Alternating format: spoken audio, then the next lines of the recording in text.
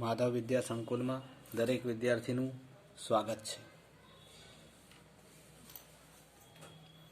આજે આપણે શીખીએ ધોરણ 9 ગણિત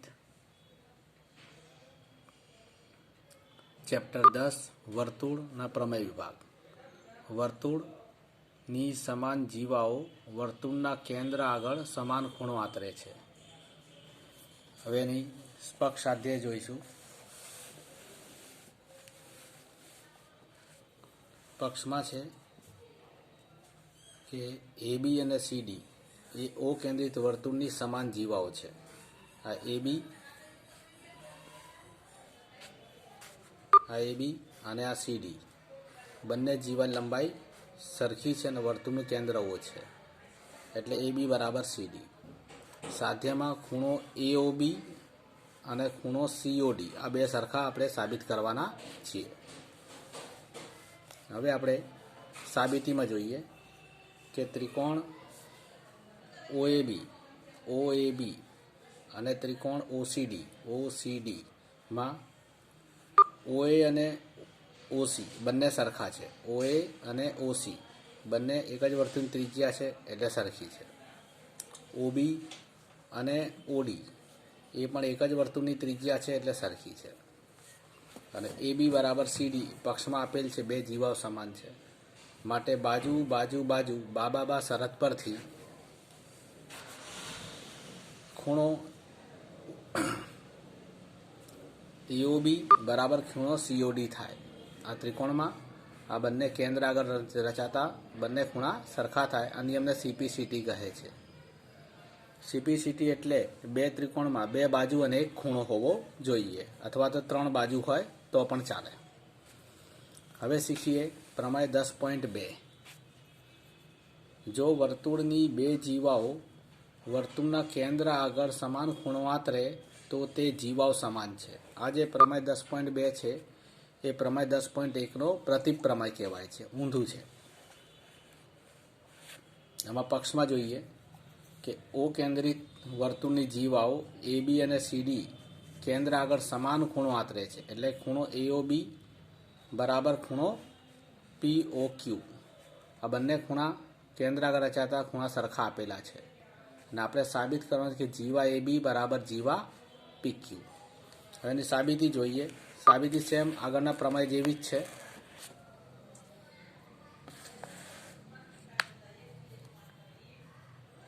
કે ત્રિકોણ AOB અને ત્રિકોણ POQ, AOB અને ત્રિકોણ POQ આ બંને ત્રિકોણમાં OA બરાબર OP એક જ વર્તુળની ત્રિજ્યા છે।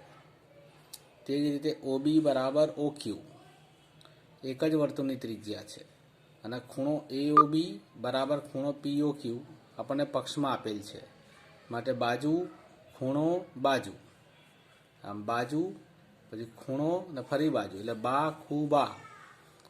બાખુબા પૂર્વધારણા પરથી આપણે કહી શકીએ કે બંને ત્રિકોણો એકરૂપ થાય।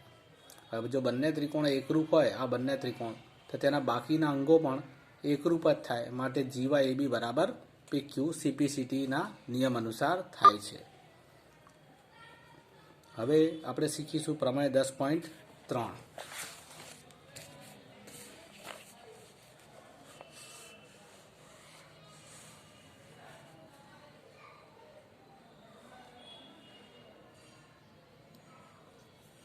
વર્તુળના કેન્દ્રમાંથી જીવા પર દોરેલો લંબ જીવાને દુભાગે છે। એટલે વર્તુળનું કેન્દ્ર આપણી જોડે O છે અને વર્તુળની જીવા આપણે AB લઈએ તો O માંથી એક રેખા દોરેલ છે જે AB ને દોરેલ લંબ રેખાખંડ OM છે, અને OM શું કરશે, AB ને બે ભાગમાં વિભાજિત કરશે। હવે એનું સાધ્યમાં જોઈએ કે વર્તુળના કેન્દ્રમાંથી દોરેલ લંબ જીવા AB ને બે સરખા ભાગ કરે છે એવું આપણે સાબિત કરવાનું છે। તો AM બરાબર MB। આગળ વધીએ કે ત્રિકોણ આપણી જોડે છે OMA ત્રિકોણ તથા ત્રિકોણ OMB આ બંને ત્રિકોણમાં જોઈએ તો ઓ એમ એ ખૂણો અને ઓ એમ બી ખૂણો બંને કાટખૂણા છે એટલે સરખા થાય, આ ખૂણો ને આ ખૂણો.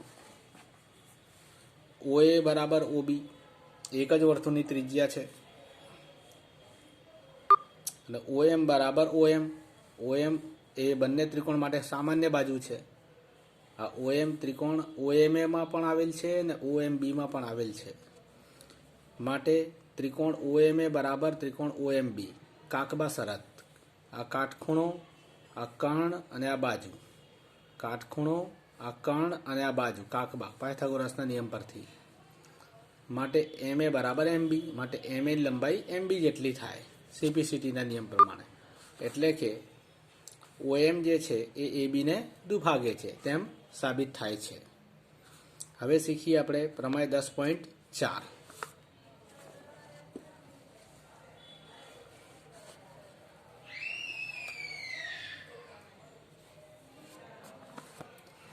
વર્તુળના કેન્દ્રમાંથી પસાર થતી રેખા જીવાને દુભાગે તો તે રેખા જીવાને લંબ હોય છે. જોઈએ, આ વર્તુળનું કેન્દ્રમાંથી પસાર થતી રેખા, આ રેખા ધાર લઈએ, એ જીવાને દુભાગે એટલે જીવાના બે સરખા ભાગ કરે તો એ જીવા અને આ દોરેલ રેખા પરસ્પર કાટખૂણ એટલે લંબ હોય છે એમ આપણે સાબિત કરવાનું છે. ઓ કેન્દ્રિત વર્તુળમાં જીવા એ બી છે. આ વર્તુળનું કેન્દ્ર ઓ અને એ બી જીવા છે. ઓમાંથી પસાર થતી રેખા એ બીને બિંદુ એમમાં દુભાગે છે એટલે એમ એ બીના બે સરખા ભાગ કરે છે એટલે એ એમ બરાબર એમ બી. સાધ્યમાં આવશે ઓ એમ લંબ એ બી. આપણે આવું સાબિત કરવાનું છે, ઓ એમ લંબ એ બી. હવે એનું પ્રમેય સાબિત કરીએ. સાબિતીમાં કે ત્રિકોણ ઓ એમ એ અને ત્રિકોણ ઓ એમ બીમાં આ બંને ત્રિકોણ અલગ અલગ દેખાય છે. માં ઓ એ બરાબર ઓ બી એક જ વર્તુળની ત્રિજ્યાઓ છે. ઓ એમ બરાબર ઓ એમ, આ ઓ એમ બાજુ એ બંને ત્રિકોણ માટે સામાન્ય બાજુ છે અને એમ એ બરાબર એમ બી જે આપણને પક્ષમાં આપેલ છે. માટે બાજુ બાજુ બાજુ બા શરત પરથી કહી શકાય કે આ બંને ત્રિકોણ એકરૂપ છે. બંને ત્રિકોણ એકરૂપ હોય તો તેના અનુરૂપ અંગો પણ, બાકીના જે અનુરૂપ અંગો છે એ પણ એકરૂપ થાય. માટે ખૂણો ઓ એમ એ એટલે કે ઓ એમ એ આ ખૂણો અને ઓ એમ બી આ બંને ખૂણા સરખા થાય સીપીસીટી પરથી. પરંતુ આપણે ઓ એમ એ અને ઓ એમ બી એ બરાબર 180 થાય છે. રેખિક જોડના ખૂણા રચે છે જે આપણે જાણીએ છીએ. રેખિક જોડના ખૂણા કોને કહેવાય? આ ઓ એમ એ અને ઓ એમ બી રેખિક જોડના ખૂણા રચે છે. પાછા બંને ખૂણા સરખા છે, બરાબર. માટે ઓ એમ એ કેટલો થાય? ઓ એમ એ બરાબર ઓ એમ બી આ બંને ખૂણા સરખા છે તો બરાબર 180/2 એટલે 90 થાય. માટે ઓ એમ લંબ એ બી જે આપણે સાધ્યમાં સાબિત કરવાનું છે. હવે આપણે શીખીએ પ્રમેય 10.5.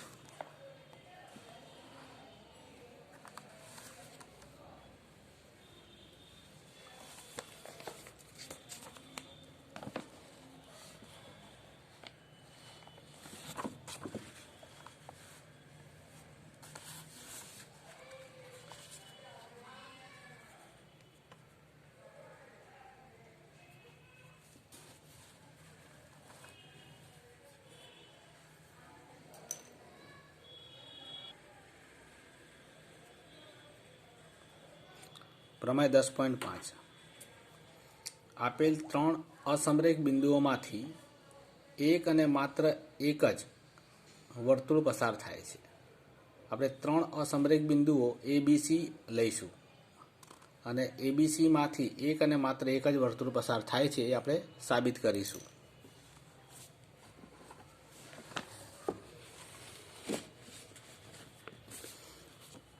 આ આકૃતિમાં આપણે જોઈ લઈએ કે આ વર્તુળ છે, એનું કેન્દ્ર ઓ છે.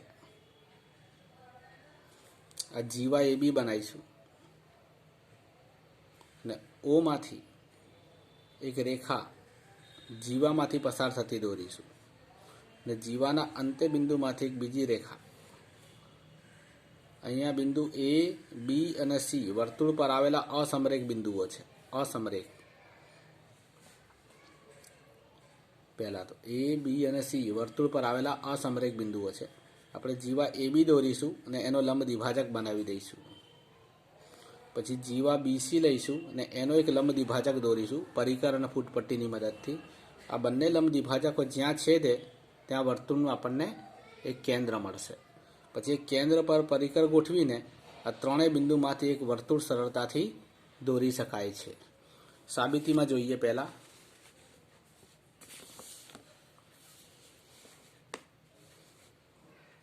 એબીનો લંબ દ્વિભાજક PQ, એબી છે એનો આપણે લંબ દ્વિભાજક દોરીશું PQ, તથા બીસીનો લંબ દ્વિભાજક RS દોરો. આ બીસી રેખાખંડ દેખાય છે જીવા, એનો લંબ દ્વિભાજક RS દોરો. ABC અસમરેખ હોવાથી PQ અને RS સમાંતર નથી. એ તો આપણે જાણીએ છીએ ABC અસમરેખ છે, તેથી PQ અને RS એકબીજા સમાંતર નથી. આથી PQ અને RS ફક્ત એક જ બિંદુમાં છેદે છે. ધારો કે PQ અને RS બિંદુ ઓમાં છેદે છે. અહીંયા જોઈ લઈએ, PQ અને RS માત્ર ઓમાં છેદે છે. બિંદુ O એ PQ પરના લંબ દ્વિભાજક પર PQ પરનું બિંદુ હોવાથી A અને B થી સમાન અંતરે છે. હવે આપણે જાણીએ છીએ કે બિંદુ O જે છે એ AB નો લંબ દ્વિભાજક PQ પર છે, તેથી બિંદુ O A અને B થી સમાન અંતરે આવેલો છે, માટે OA બરાબર OB થાય. તે જ રીતે બિંદુ O એ RS BCનો લંબ દ્વિભાજક RS પર છે, તેથી બિંદુ O B અને C થી સરખા અંતરે આવેલો છે, માટે BC બરાબર OC થાય. પરિણામ 2 આવી ગયું. હવે પરિણામ 1 અને 2 પરથી શું કહી શકાય કે OA બરાબર OB ને OB બરાબર OC, એટલે 3 સરખા મળે. હવે જો O કેન્દ્ર અને OA જેટલી ત્રિજ્યા લઈને વર્તુળ દોરવામાં આવે તો તે બિંદુ B અને C માંથી પણ પસાર થાય જ. આમ ABC માંથી પસાર થતું એક જ વર્તુળ મળે. હવે O એ PQ અને RSનું છેદ બિંદુ હોવાથી અનન્ય છે, એટલે એક અને માત્ર એક જ છે, કારણ કે બે રેખાઓ એક જ બિંદુમાં છેદે છે. અનન્ય છે કારણ કે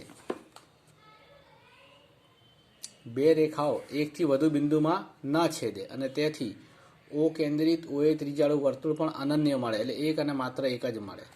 આમ સાધ્ય લખી દેવાનું. અસમરેખ બિંદુઓ A, B અને C માંથી ફક્ત એક જ વર્તુળ પસાર થાય છે. હવે શીખીએ પ્રમેય 10.6.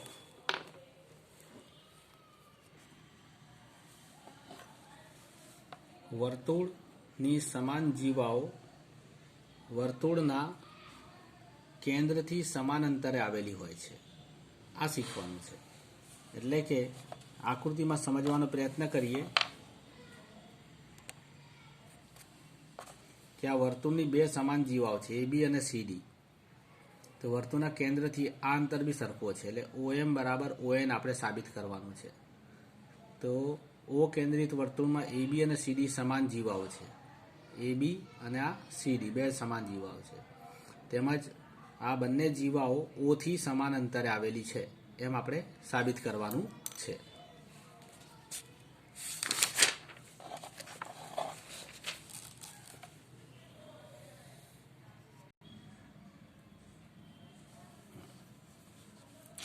કેન્દ્ર O માંથી AB ને લંબ OM અને CD ને લંબ ON દોરો. આ બાજુ દોરવાનું. O માંથી આ બંને દોરવાનું. ત્રિજ્યાઓ OB અને OD દોરો. OB અને OD દોરો.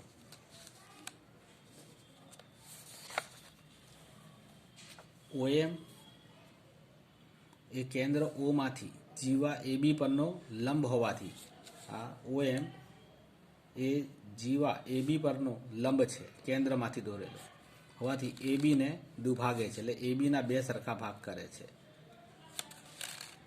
જેથી BM ની લંબાઈ કેટલી બનશે? AB ભાગ્યા 2. એ બીના અડધા. તે જ રીતે ON એ ઓમાંથી વર્તુળનું કેન્દ્ર ઓમાંથી CD પર દોરેલો લંબ છે, તેથી તે CDને દુભાગે છે, જેથી DN બરાબર NC થાય. માટે DNની લંબાઈ એ CD કરતાં 2 થશે, CD ભાગ્યા 2 બનશે. હવે AB બરાબર CD એ આપણે પક્ષમાં આપેલું જ છે, બંને સરખા છે. માટે ABના સ્થાને આપણે શું લખીશું? ABના સ્થાને આપણે લખીશું BM.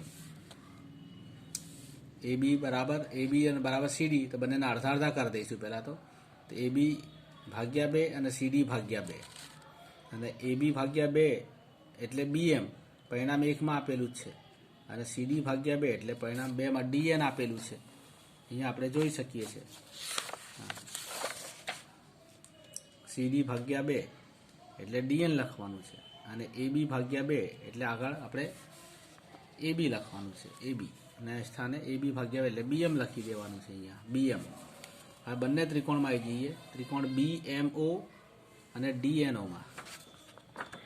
અરે ત્રિકોણ BMO અને ત્રિકોણ DNO માં BM બરાબર DN અને OB બરાબર OD, એક જ વર્તુળની ત્રિજ્યા, અને ખૂણો M બરાબર ખૂણો N કાટખૂણો છે. માટે કાકબા શરત પરથી અહીંયા કાટખૂણો, આ કર્ણ અને બાજુ, આ કાટખૂણો, કર્ણ ને આ બાજુ, કાકબા શરત પરથી બંને ત્રિકોણો એકરૂપ થાય. BMO ત્રિકોણ અને ત્રિકોણ DNO બંને ત્રિકોણો એકરૂપ થાય છે. માટે તેના બાકીના જે અંગો છે ત્રિકોણના એ પણ એકરૂપ થાય. તો OM બરાબર ON, OMની લંબાઈ અને ONની લંબાઈ સરખી થાય. પરંતુ OM એ જીવા AB પરનું કેન્દ્રથી અંતર છે. OM AB પરનું કેન્દ્રથી અંતર છે. એ રીતે ON એ કેન્દ્રથી CD વચ્ચેનું અંતર છે. જે જીવા CD છે એનાથી અંતર છે. માટે AB અને CD કેન્દ્ર ઓથી સમાન અંતરે આવેલા છે. આ રીતે પ્રમેય સાબિત થાય છે.